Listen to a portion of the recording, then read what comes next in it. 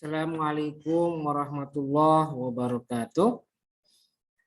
Bismillahirrahmanirrahim. Alhamdulillahirabbil alamin wa bihi nasta'inu ala umurid dunya waddin. Shalatu wassalamu ala asyrafil anbiya'i wal mursalin sayyidina wa maulana Muhammadin wa ala alihi wa sahbihi ajmain.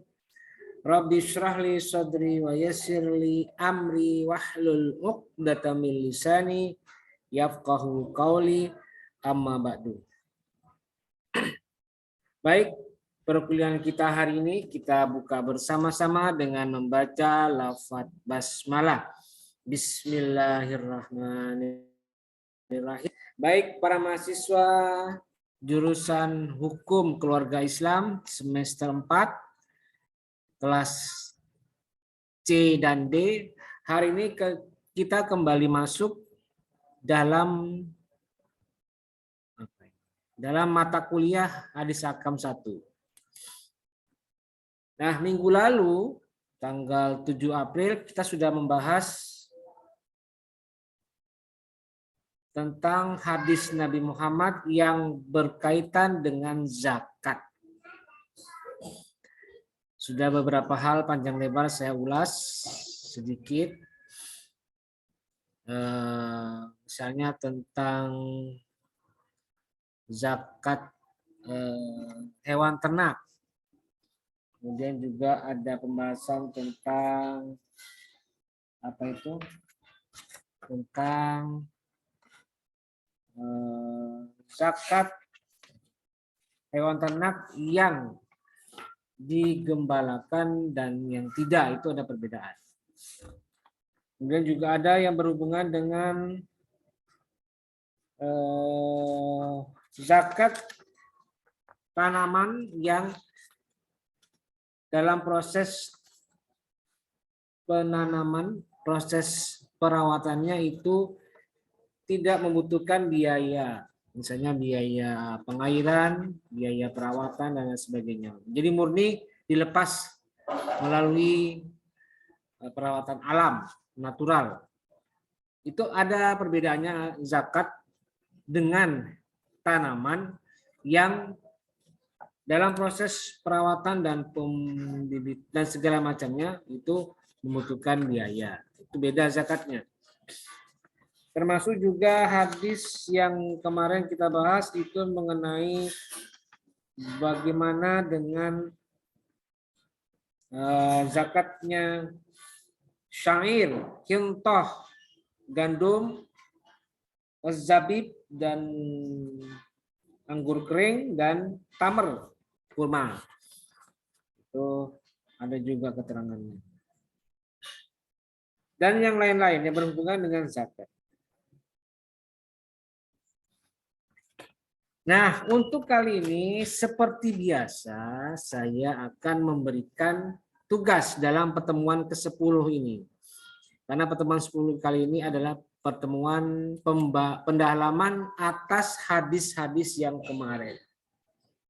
Pendalaman ya. Dan sama modelnya. Sistemnya sama, yaitu pendalaman atas hadis-hadis itu. Kalau minggu lalu saya hanya menjelaskan hadisnya dan kemudian maknanya dan kemudian secara singkat itu tentang bagaimana kandungan hukumnya, maka untuk kali ini saya akan memberikan penugasan seperti kemarin-kemarin, yaitu pendalaman hadis pada aspek 1, melengkapi sanadnya. Kedua, menguraikan maknanya. Kalau minggu lalu saya juga sudah menjelaskan maknanya, tapi mungkin ada penjelasan tambahan. Nah, itu tugas kalian untuk mendalami. Dan yang ketiga adalah bagaimana kandungan hukumnya. Memang sudah saya jelaskan kemarin. Cuman barangkali dengan referensi yang lain kalian bisa menemukan aspek hukum yang lain, atau kalau misalnya cuma itu ya dijelaskan lagi kira-kira bagaimana. Jadi pendalamannya seperti itu. Dan pendalamannya seperti biasa, seperti yang sudah-sudah, setiap kelompok itu satu hadis. Supaya lebih intensif, satu kelompok, satu hadis, dan kalian dalami 3 aspek tadi. Apa sanadnya? Bagaimana sanadnya? Lengkapi sanadnya. Kemudian yang kedua, maknanya bagaimana? Dan ketiga adalah kandungan hadisnya atau kandungan hukum hadisnya bagaimana? Nanti silakan kalian dalami. Nah, sebelum saya lanjutkan, saya informasikan dulu untuk tugas yang kemarin. Tugas berapa itu?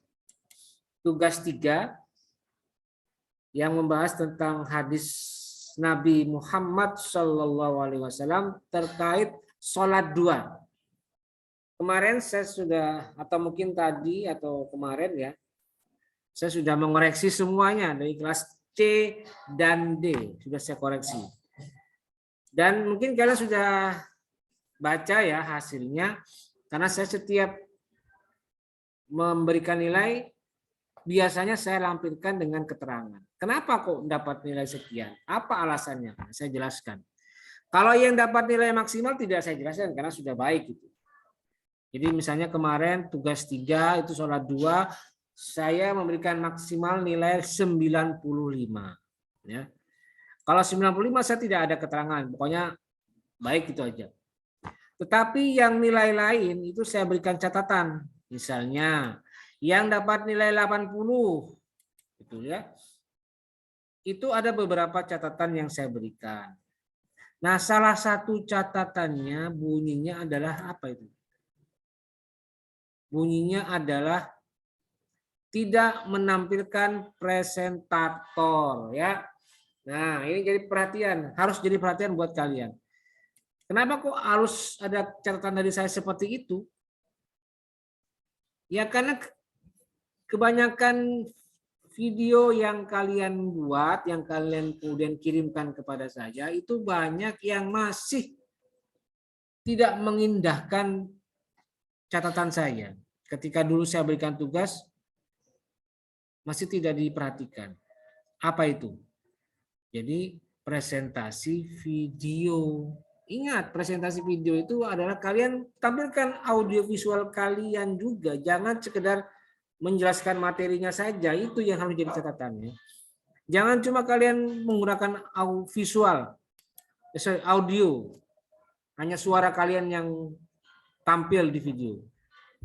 Tetapi tidak ada satupun video yang menunjukkan ekspresi kalian, video kalian. Karena ini kan presentasi video ya, tagihannya adalah video, tapi tidak ada yang muncul videonya. Maka dari itu saya beri catatan yang kebetulan hanya menampilkan audio saja di video kalian. Saya beri catatan tidak menampilkan presentator. Maksudnya apa? Ya berarti tidak ada visualnya, tidak ada visualisasi kalian sendiri. Karena tugas ini bukan sekedar menyampaikan tugas ya, tetapi saya ingin melihat, meneliti, mencermati ekspresi kalian. Itu juga saya nilai loh. Ekspresi kalian apakah datar ataukah ada tambahan-tambahan atau ada ada bumbu-bumbu ekspresifnya atau tidak, itu akan saya nilai juga. Makanya ya kalau tidak keluar videonya, tidak keluar visualnya, ya sudah nilainya saya kurangi. Jadi rata-rata yang tidak menyertakan aspek visual itu saya kasih nilai rata-rata 80. Ya. Beda dengan yang sudah bagus, sudah videonya ada, audionya ada latar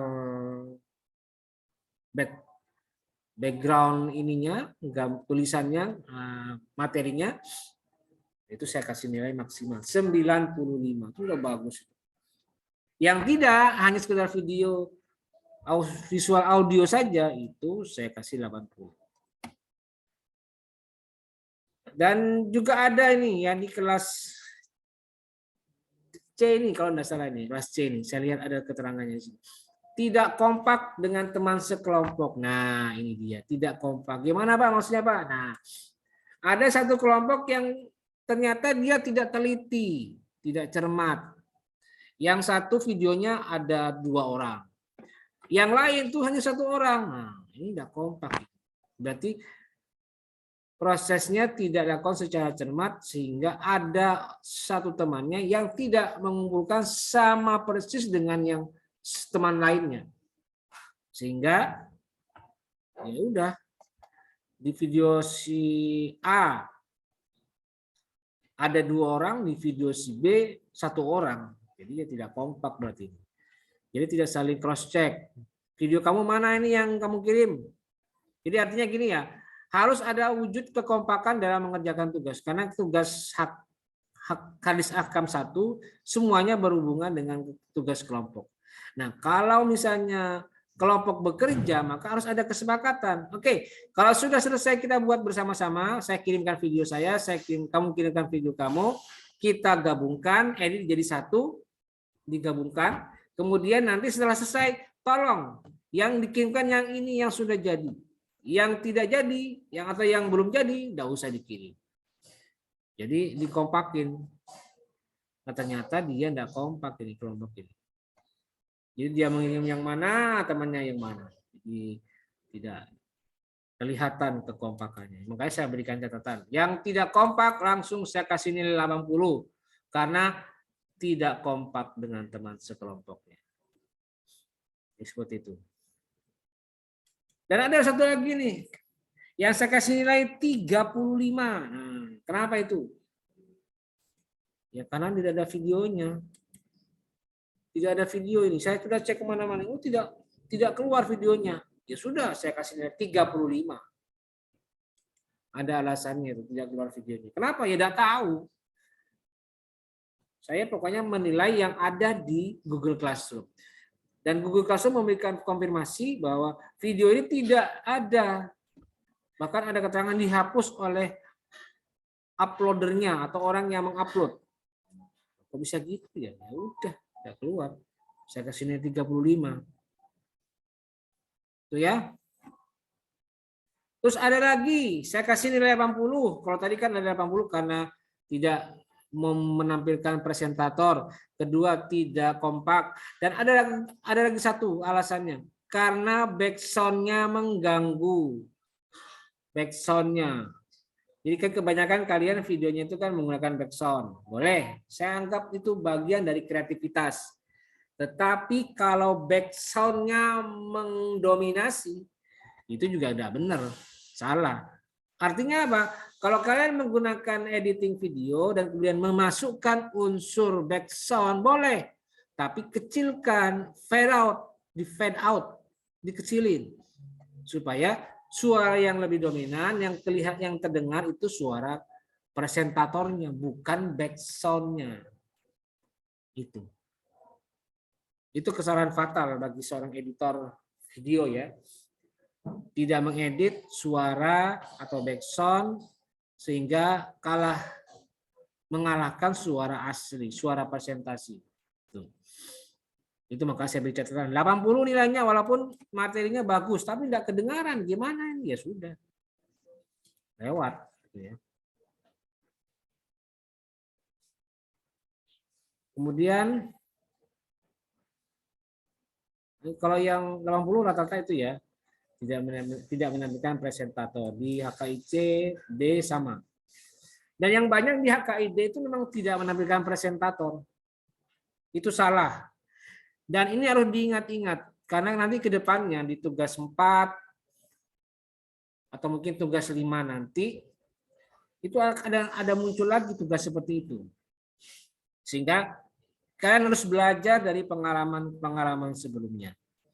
Pengalaman kemarin saya sudah tampilkan tugas presentasi video. Nah, untuk pertemuan tugas berikutnya harus diperbaiki. Dan satu lagi ya, tolong kalau dikasih tugas kelompok, ketika menyampaikan video harus semuanya. Jangan kayak di kelas D HKID itu. Sorry, mana nih? HKID. Mana HKID? HKID apa HKIC itu ya? Ya, HKID itu. Kenapa Pak di HKID? Nah, di HKID ini ada satu kelompok yang Presentatornya cuma satu. Anggota yang lain tidak presentasi. Maka yang saya kasih nilai itu hanya yang presentasi. Yang tidak presentasi gimana? Ya kasih nilai minus. Saya kurangi nilainya. Banyak itu bahkan nilainya berkurang. Jadi saya ingatkan, jangan asal nebeng di kelompok ini, tugas video. Karena akan kelihatan, saya akan cek setiap video itu siapa yang presentasi. Kalau disebutkan ada 3 kelompok, ya 3 orang harus tampil. Harus munculkan videonya. Kalau cuma 2, ya 2 yang harus tampil semuanya. Tidak boleh tidak. Karena ini adalah tugas kelompok dan mereka harus bersepakat. Oke, kita bahas bagian ini. Saya bahas bagian itu dan yang satunya bahas bagian yang sono. Gitu loh. Kalau tidak ada rembukan dulu, ya sudah. Ya loncat-loncat. Makanya saran saya, kalau ada tugas video nanti di berikutnya, disepakati. Kamu bagian apa? Saya bagian apa? Kamu juga bagian mana? Disepakati, dirembuk. Supaya nanti pembagiannya menjadi jelas. Dan tidak boleh ada yang tidak presentasi. Kalau ada yang tidak presentasi, maka pasti langsung saya kurangi banyak nilainya. Itu kelihatan tuh yang kemarin, yang tadi sorry. Ada yang nilainya rendah. Itu karena tidak tampil di video. Saya berikan catatan, tidak apa namanya? Saya cek. Ada keterangannya di situ. Nama tidak tercantum dalam tugas dan tidak berpresentasi. Nah, jadi gitu. Kalau dia cuma sekedar numpang nama sama temannya tapi tidak presentasi, maka ya tidak dapat nilai. Mungkin yang numpang nama terselamatkan kalau tugasnya bukan video, itu terselamatkan. Tapi tergantung teman yang satunya juga. Kalau dia ikhlas, dia mencantumkan nama temannya walaupun dia tidak bekerja misalnya, dia bertugas mencari data, tapi dia mau mengikhlaskan dirinya memasukkan nama orang lain yang tidak bekerja, ya tidak apa-apa.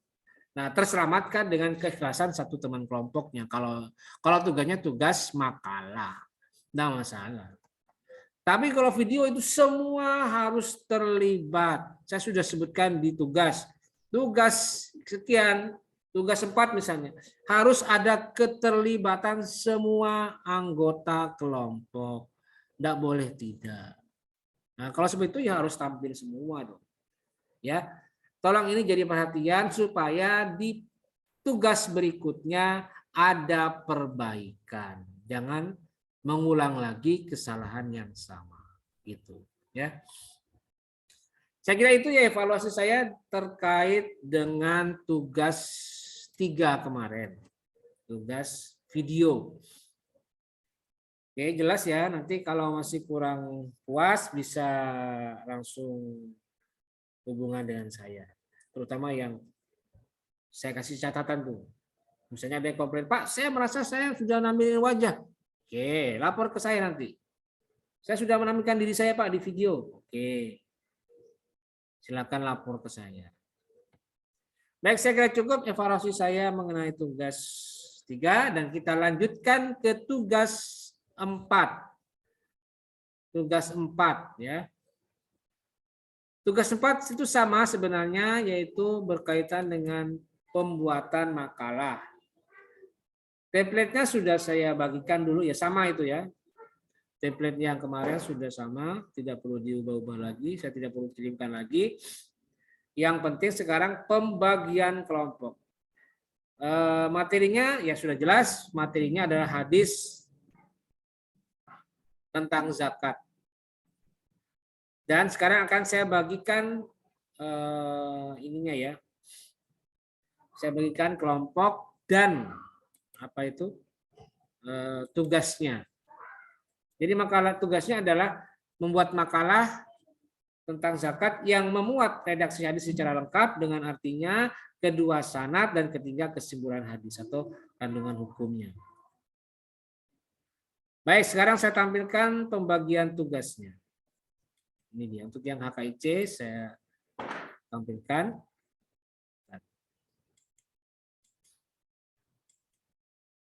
Ini dia. Oke, yang kelas HKIC. Nah, ini dia.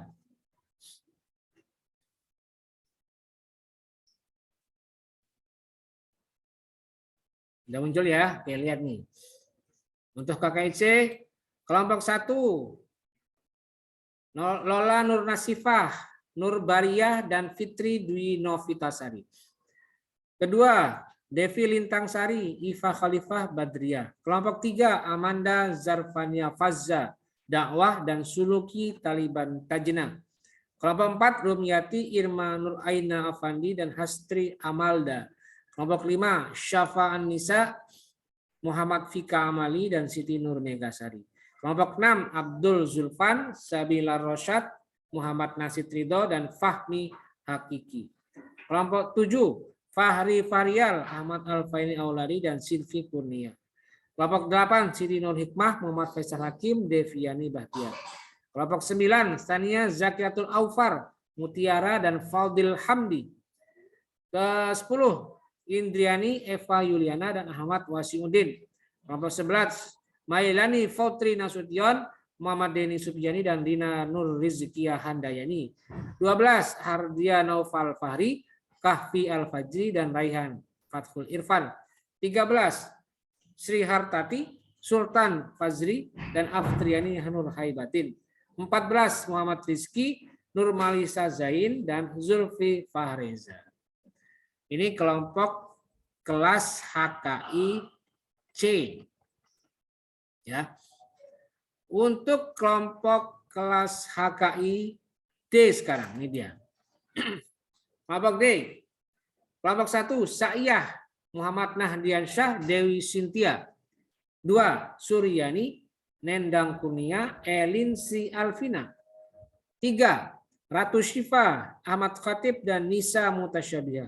4, Nurul Faudilah, Muhammad Darul Bahrain, dan Ahmad Dandi.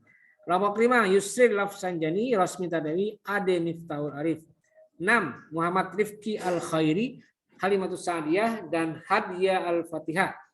7, Ayu Septiani, Maisara, Muhammad Taufik Ihsan. Ya.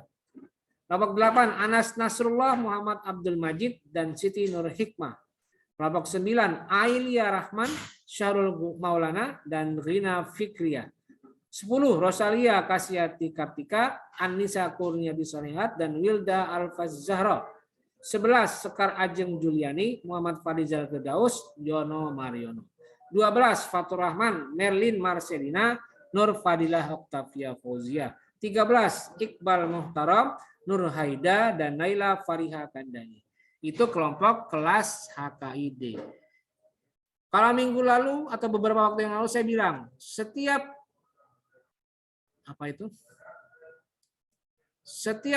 penugasan saya akan bagikan tugas dengan kelompok yang berbeda. Saya mohon maaf kalau saya pembagiannya mungkin ada yang ketemu lagi, Pak, saya ketemu lagi dengan dia, gimana Pak? Ya sudah. Saya menggunakan sistem acak lewat komputer online ya. Jadi bukan saya yang menentukan sebenarnya, tapi sistem di online itu. Jadi saya menggunakan random team generate yang saya pakai untuk mengacak nama-nama kelas HKIC dan HKID.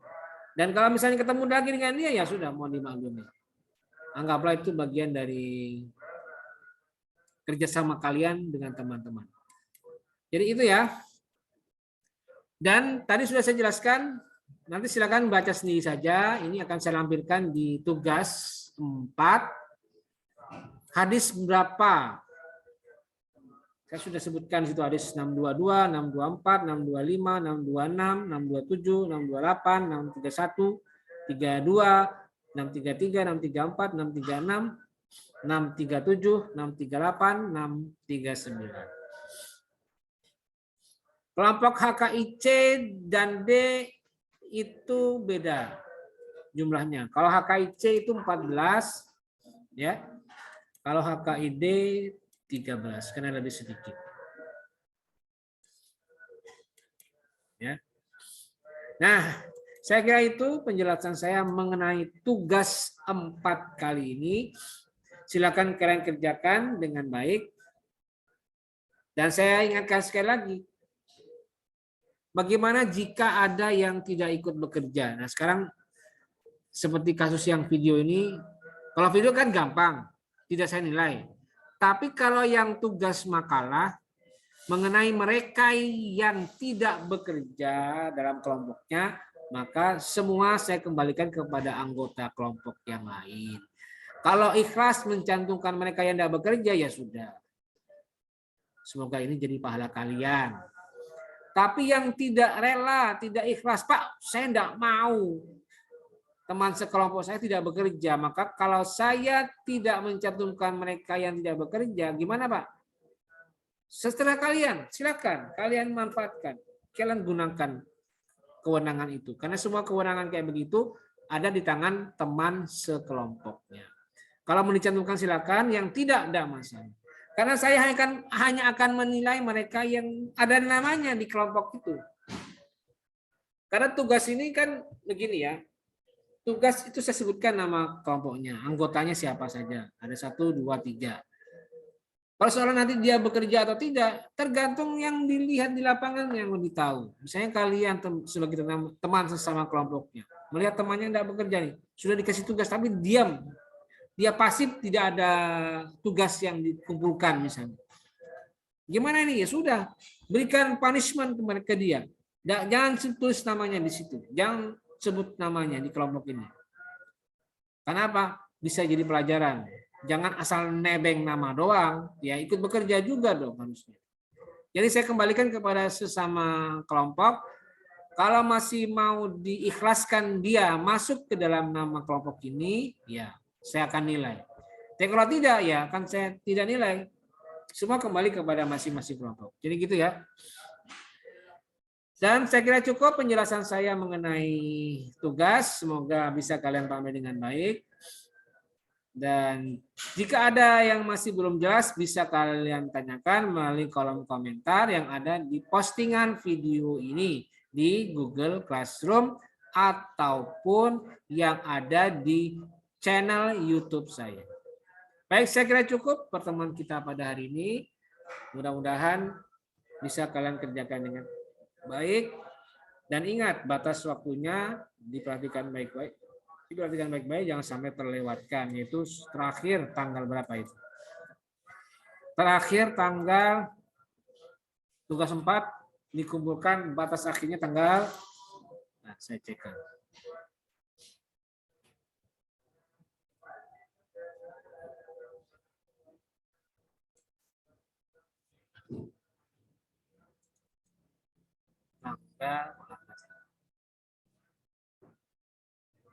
Lambat punya saya.